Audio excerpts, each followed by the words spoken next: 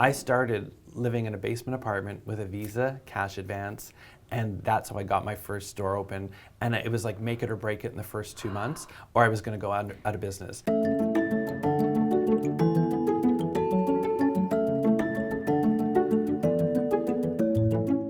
You were interested in the retail aspect, the distribution aspect, the business of it, not as much in creating clothes. You weren't looking at yourself as a designer. Correct. So I had these ideas and I wanted to execute them, and I was sort of plodding along doing that with other brands.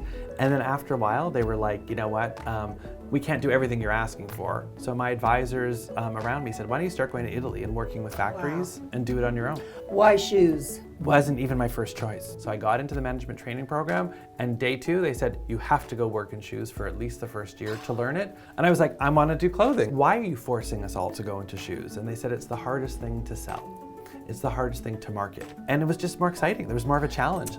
How enslaved do you feel by trends that you know are sort of in the air? There could be a giant trend happening. If the heel height got sky high, which it did for a while, that's on trend. That's what's on the runway. That's what's on models. That's what's on red carpets.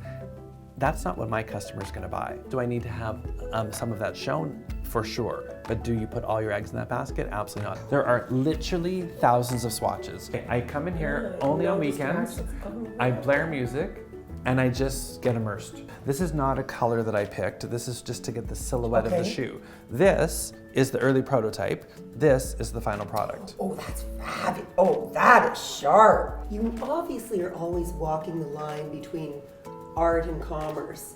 You know, the creative side of your brain, the business side of your brain. That is exactly it. That's like, so no one ever asks me that, but you're right. So it's like, what's gonna sell? What is the customer gonna like? Versus, what do I love? I thought you might like this. This is my wall of fame. It started with people like Matt Damon from over a decade ago, and Celine Dion, and Jenne Beker. Oh, and Jenne Beker look at that vintage God, shot. I look so skinny there.